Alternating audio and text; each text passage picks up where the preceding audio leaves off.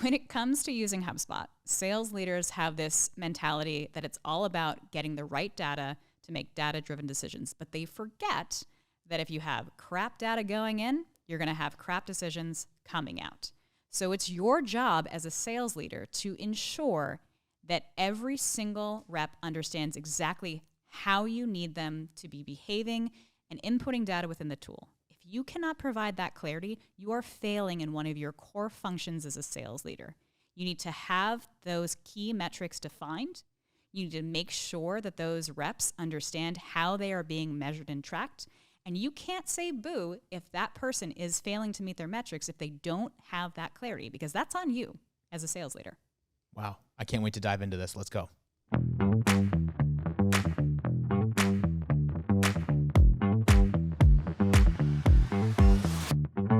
What's up, everybody? Welcome back to the show. I'm Alex, and I'm here with Jess Palmieri, Director of HubSpot Training, and today we're going to be talking about all things HubSpot. So if you have questions about HubSpot, especially the new tools that are going to be rolling out and that are actually rolling out right now into the new year, Jess, you're our person. You're like the expert in this. I feel like you know so much, and I'm wicked excited to talk to you about all things HubSpot. So where do we even start, right? If you're a business owner or if you're a content manager in a company, what tool are you most excited about? Where do we start this conversation? So yes, it is my job to stay on top of all the nerdy updates in HubSpot. Like, that is my bread and butter. That is what I do for my clients every single day, is just keep my ear to the ground, figure out exactly what's new and exciting in the tool, and how can we leverage this new technology to make our jobs easier within HubSpot and understand exactly where we want to focus our time, energy, and effort. And that's why this tool that I'm excited to bring to you today is actually something that's been around for a while, but it's gotten a major revamp recently. So interesting. I'm going to be talking about the HubSpot Goals tool. So it's the new year. We are all in that new year, resolutions mindset.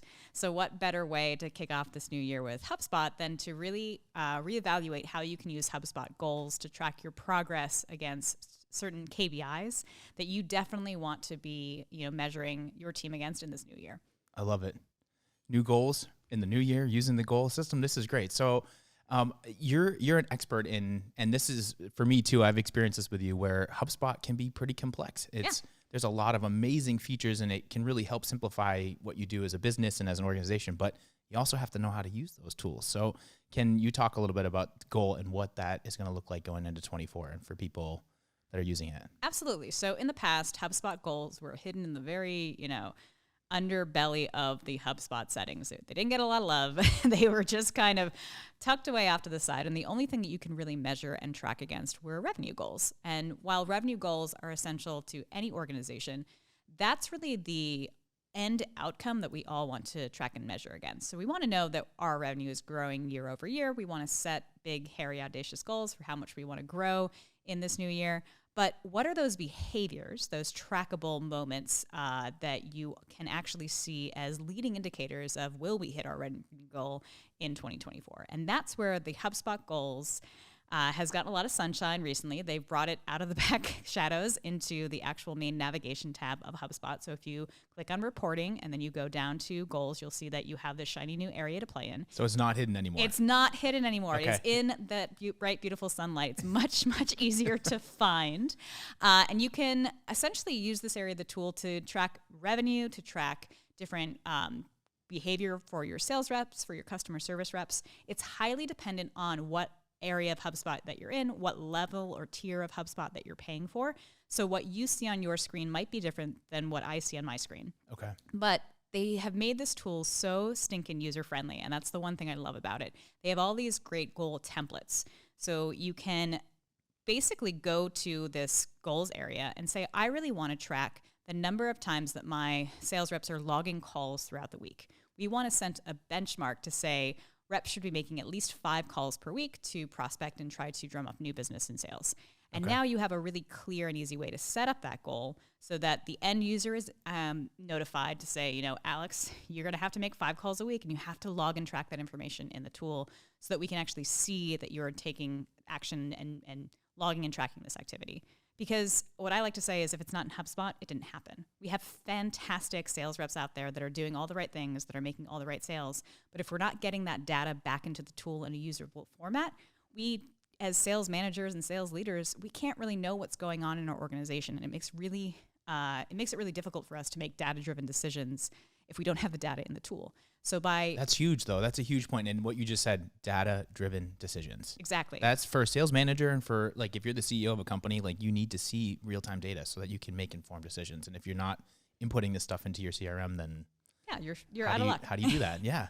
Exactly. So we have to look beyond those larger revenue goals that were always available in HubSpot, but we're not that easy to find. Okay. We've got to take it a step further to say, okay, beyond just trying to hit a certain revenue number, what are those behaviors that are going to be early indicators of success? So we can track different activities, like I said, number of calls logged, number of meetings logged in the tool. You can track different behaviors on your sales and customer service team. So how often are we getting customer service tickets created? How long is it taking us to close those customer service tickets?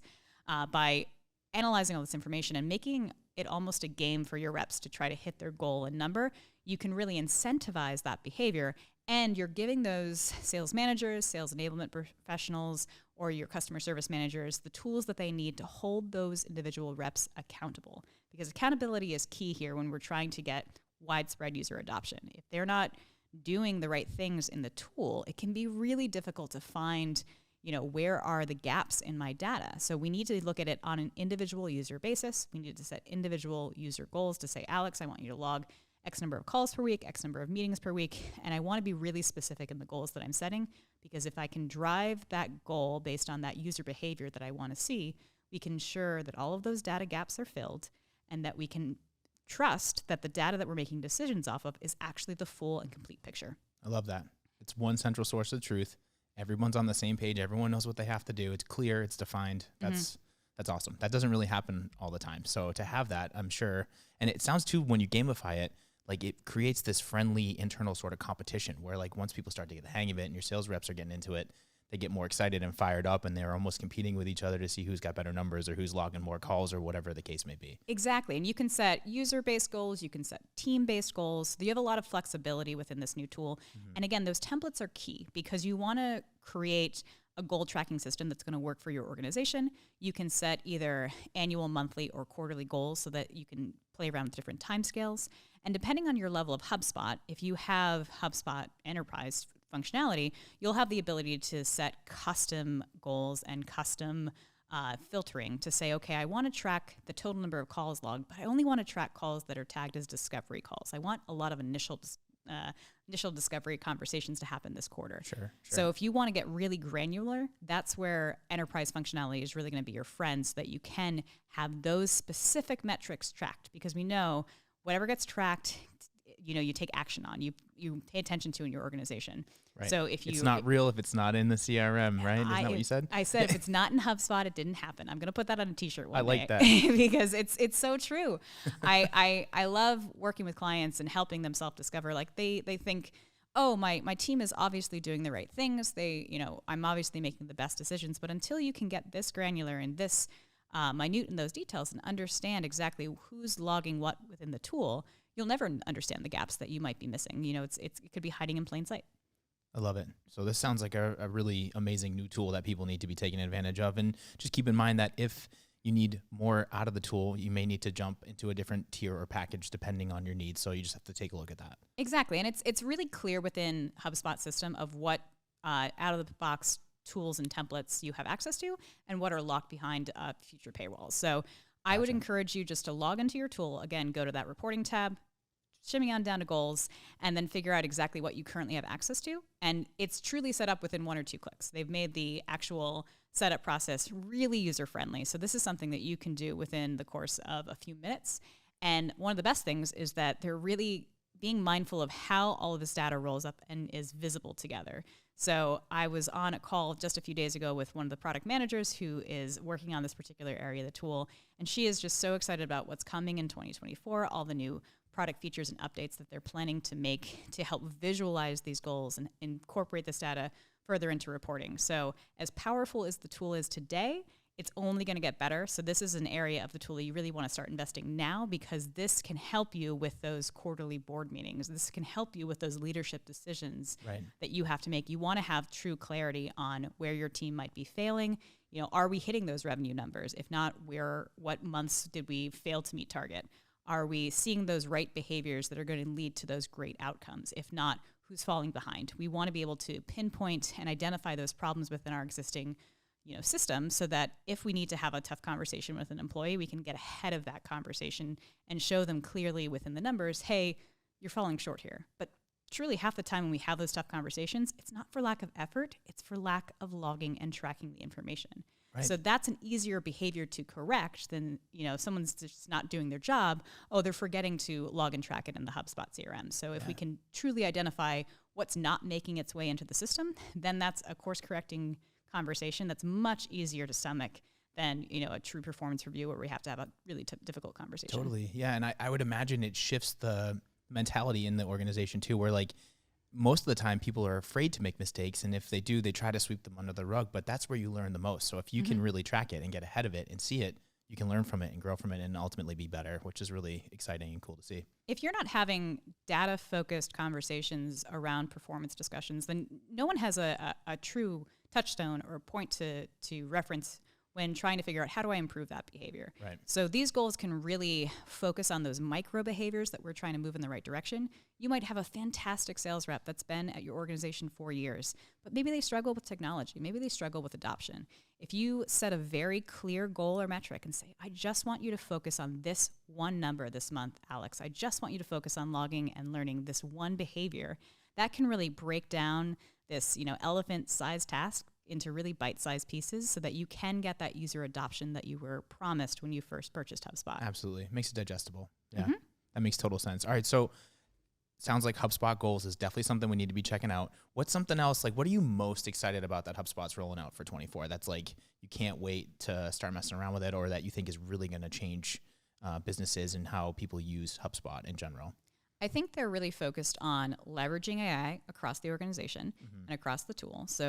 So much of what we're seeing come from artificial intelligence and AI is, piecemealing it together from various tools across the internet. So whether you're using AI to generate, different written text, different video format content, it's really important that you understand which tools you need in your quiver in order to get your job done. I love that HubSpot is incorporating some of those AI components directly within the tool itself. And this is a safe bet and a sure investment. So often where we find a really great AI tool, it's from this small startup. They're doing some really exciting things, but they could run out of funding, 2 months from now. And maybe that's not a good use of your time, energy, or effort to learn how to use that tool if you don't know if they're going to be around in 6 months. This landscape keeps changing, but one thing is constant. HubSpot is a massive organization that understands that they need to invest in this AI technology. They have teams and teams of people who are figuring out how can we stay ahead of this curve. So what I'm excited to see is that you don't have to learn a new system. You just have to enable this functionality in the back end of your settings to say, hey, if you see ways for me to improve my content or to auto-generate a meta description or auto-generate a social post, let's add that little lightning bolt functionality to see that AI come to life within the tool so that you're not learning an entirely new system. You're not taking a risky bet on a different software that may or may not be around in a few months. You're investing in a tool that you were already paying for, that you already know and love. You're just finding ways to add in even more automation and different functionality that HubSpot's already known for.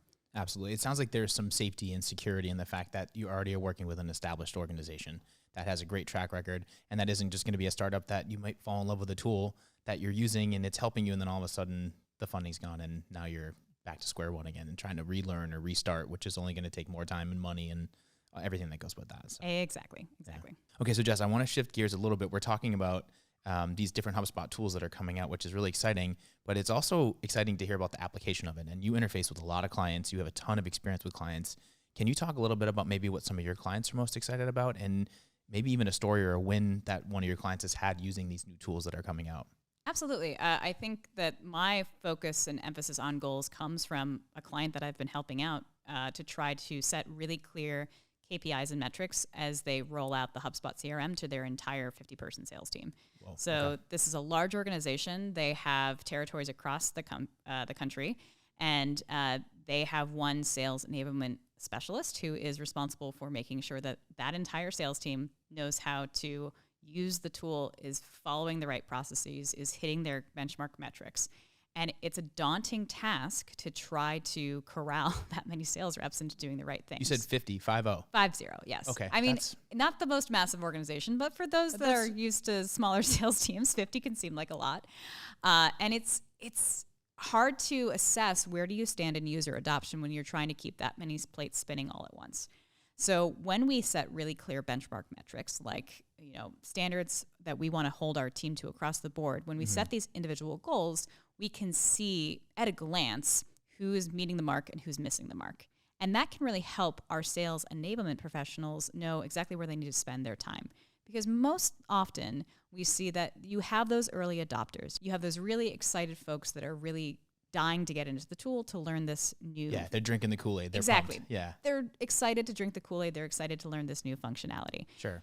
And then you have those folks that are just going to wait a beat, wait to see if it sticks. Yeah, they're feeling it out. They're not sure. They're putting their toe in the pool. They're like, we'll exactly. See. So you can see that in the data. They're logging and tracking a few things. Sure.